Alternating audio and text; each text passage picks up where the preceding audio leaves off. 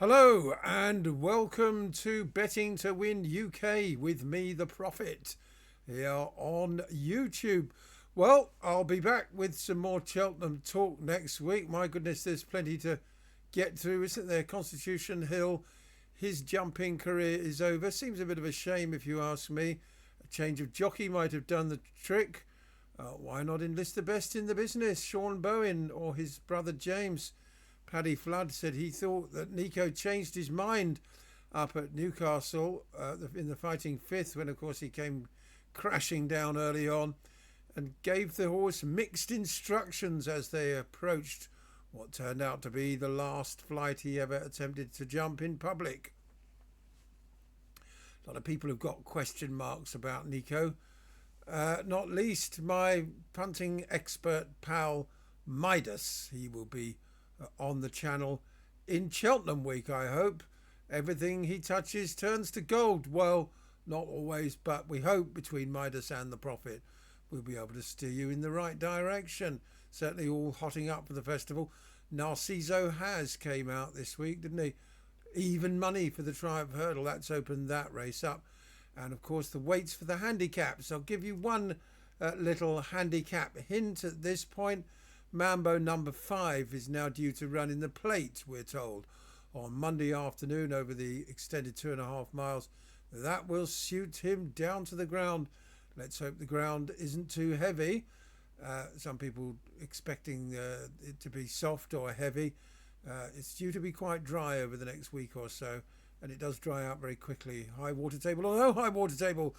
So I expect it'll be good to soft, and I think it's odds on that it's good to soft on the first day again, as usual. And that'll do Mambo number 5, who couldn't get out of the ground at Warwick, much too heavy, and especially over 2 miles on that ground. He'd never gone into the race. He's much better than that, and he is a graded horse. Already a grade 2 winner as a novice. He's a graded horse in a handicap. He's got 11 stone 3, and that'll do for me. Currently trading at around 16 to 1. But like it says behind me, this is the Prophet's Saturday Value Multi. There you go. So what I aim to do in this is find 5 or 6 horses for a multi-bet, a fun bet, a couple of savers as well on the best and next best. And you never know your luck. We might be in. I generally win more money on these each way multis than any other type of bet, especially when you start getting them clicking in for places, the extra places always. Never forget them. Well, first off, the nap, and the nap goes in the big handicap chase up at Doncaster, the 2:30, the Grimthorpe handicap chase. I have a Grimwood in my ancestry. Anyway, the recommendation is James Owen's Jubilant. Now, this 7-year-old, unusually for a staying chaser, is by the great Dr. Dino, one of the leading national hand sires, of course, but he tends to sire horses successful over shorter trips. State Man, Sharjah, Dino Blue, Master Dino, Steel Ally, some people's fancy for the Arkle, but I can't have him myself. Mambo number 5's Conqueror at Warwick, of course, but I don't like him for that. Dr. Steinberg, he's one of the favourites for the Albert Bartlett, but may go to the Turners instead. Anyway, Dr. Dino, usually associated with 2-milers, but this chap stays all right. He won last time out at Plumpton over 3 miles, 1.5 furlongs, staying on really powerfully to beat Illegal Dane in a small field, and he's up £5 for that, but he's still only 7, and he's been off for 75 days. It wouldn't surprise me if this hadn't been the target since that Plumpton win, trained by the canny James Owen, who always seems to be in form. Jubilant's only been out of the front 3 once in his last 5 or 6 starts. That was behind Monregard Ascot. Before that, always winning or placed, and I do like to see consistency in a horse. Put up a very decent time figure last time at Plumpton. I think there's more to come. He's only 7. He's going the right way. I'm expecting a big run from Jubilant in the Grimthorpe Handicap Chase. 4 places, and Ladbrokes are paying 18-1, including their boost. So have a small each way single on Jubilant. Make sure you get the 4 places.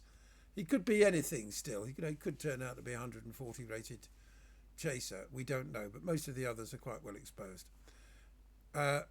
On we go to the next best, and that runs at Kelso. It does say, as you can see behind me, that this is a value multi, so you won't find me putting up any favourites at all. But the selection, Gaelic Rover, for the Ruth Jefferson yard, was just a length behind the favourite for Saturday's race, LeBeau Madric, when they met at Newcastle back in November. 1 length behind at level weights. Well, LeBeau Madric is 7-2 for Dan Skelton, and our fella is available at 18-1. So a length, early in a horse's hurdling career should not be the death sentence. And after that defeat, Gaelic Rover went back to Newcastle, where he won as he liked. Well, he won as a 100-30 on-shot should by 10 lengths, cantering home in quite a decent time. Both runs were decent times. Gaelic Rover is a walk in the park. That's his sire, the leading national hunt stallion, arguably stands over there at the beaches, I think, for Coolmore, a son of Mongeur, a private fee these days, and Coolmore are so keen on him that they're trying to make one of his sons a stallion. That's something that happens a lot, of course, in France, but not so much in the UK, where all our jump stallions are former stayers on the flat.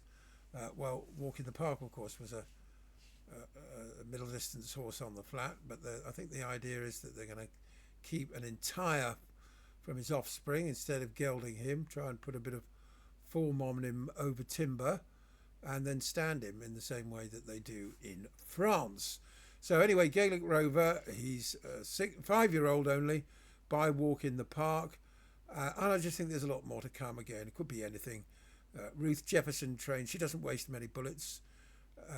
Remember waiting patiently? The horse waited so long for the right ground, he never got to run. But hopefully we'll see a bit more of Gaelic Rover. Again, 4 places are available, so the each way double is very tempting. A small each way single on Gaelic Rover with the 4 places, and why not throw a few quid at the each way double as well? Gaelic Rover and Jubilant. Now the other 4 to make up the numbers for our Saturday Hinds, 5p each way Hinds. I don't want to overdo things or for people to get carried away. You can have just as much fun with a small stake. Let's get some winners up first. And the other 4 in here are Living on a Prayer in the opener at Doncaster, the 3-mile listed mares hurdle. And this is Jamie Snowden trained, another top man, particularly good with mares. She's available at around 8-1, and I think she's a decent enough shout against the better fancied ones. It's very early days for all these mares. She's by Dartmouth, who was trained by Sir Michael Stout to win the Hardwick Stakes for the Queen, if you remember, a few years ago. A fine son of the great Dubarwi, out of a Galileo mare. What's not to like? I think he could make quite a significant mark as a jumps stallion in the years ahead. And Living on a Prayer has won her last twice, on the second occasion just scrambling home from the reopposing Limerick Lass. But I feel that Living on a Prayer may have more potential, having had just the 3 runs over hurdles, winning the last two. Jamie Snowden banging form. Likewise Ruth Jefferson, and likewise James Owen, the other two trainers I've put up. I do like to back things trained by people who've had the right batch of hay in this week. Such fine margins in racing. And then if you back something trained by someone who hasn't had a winner for a month, without bothering to check first, and then you look after it, you think, oh well, you know, he hasn't trained a winner for however long. It's pretty galling. So always check the form of the yard. Tom Siegel doesn't bother because he says you never know when they're going to change. Well, I like to see some positive signs from a yard. We want as many of the arrows pointing in the right direction as possible. So Living on a Prayer, she goes into the Hinds along with Jubilant and Gaelic Rover. Bespoke Taylor I'm putting up in the 255 at Kelso. That's the Moor Battle, the big handicap hurdle. Again, more to come, only just out of novice company. Most of the others are quite well exposed. This one has yet to win over Timber. He won a bumper at Newcastle, but has been very consistent in novice hurdles. Trained by Oliver Signy, who I believe is of Belgian or French extraction, but he knows the job. And last time Bespoke Taylor was just 3 lengths behind Fire Warning. I thought that was a very good run. I think you can mark that up a little bit. The two came well clear of the rest. Fire Warning is one of Rich Ritchie's hot pots, and that one is with Nicky Henderson, and Nicky always takes his best novice hurdlers to Newbury, likes Newbury. So I feel to mark that run behind Fire Warning up a bit. And it's his first go in handicaps. We don't get many of these in a classy race like this because they're now forced to run so many times before going in a handicap, particularly at Cheltenham, and also, of course, in what used to be the Schweppes, what is it now, William Hill Hurdle. So this one's crept in here straight from novice hurdles, and he is available at around 20 to 1. I think there's a bit of value in that. 20 to 1 Bespoke Taylor. So we've got 16, 16, 8 and 20 to 1 for the 4 in our each way Hinds. Skybet paying 6 places in the Moor Battle, and they're playing 4 in each of the other 2 races I mentioned, so I would recommend going to Skybet. Then 2 more to make up the 6, or if you don't fancy either of these, just do a lucky 15 or a Yankee or a Super Yankee. Take your pick. And these are the last 2 I'm going to put up are Skyjack Hijack. Now that's a name that was on everybody's lips about 18 months ago when he went on a real winning spree. Emma Lavelle's novice hurdler, handicap hurdler, ran up a sequence in the autumn of 2024 before coming unstuck in a grade 2 at Cheltenham. He hasn't been seen for 441 days, which a lot of people might find off-putting, but I think there are reasons to be very sceptical about most of the others as well, and the time to catch these things is often on their first run back when they're absolutely fresh and full of go.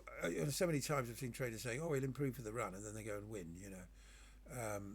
He's been dropped a very welcome £5 since his last run in the grade 2 at Cheltenham, back to a realistic sort of mark, 133. Still only 8. The race is over 2 miles, 5 furlongs. I think the triple suit, ground will suit, track will suit, everything will suit. And if he's fit enough and overcome whatever kept him off the course, I think Skyjack Hijack looks a bit overpriced at 14 to 1. And then finally, in the opening handicap chase at Kelso, competitive little heat this. This is the 2-mile handicap chase, and I'm looking at Breeze River a course and distance winner for Tristan Davidson, and winner at Musselburgh last time. Only an 8-year-old. Tristan Davidson had a winner this week. This horse is actually progressive. Very good on the figures, knows his way around, seems to be in decent form. You know, most of the boxes are ticked. Won on New Year's Day at Musselburgh, and represents. It's an 8-runner race, so if they all stand their ground, 3 places, I think Breeze River stands as good a chance of making the frame as any. So there you go. That's my fun bets, my small stakes each way. Lucky 63, Heinz, call it what you like. And we'll have some fun. Hopefully we'll have a couple of winners in there and a few places. I'd be happy if they all placed. Obviously, 6 places in a Heinz, in an each way Heinz, shows a very healthy profit. And that's what we aim to do here. That's why they call me the Prophit, and why it's called Betting to Win UK. So see you all again next week. Good luck on Saturday. And remember, all tips are just for fun, but I do my best to steer you in the right direction. Have a great weekend.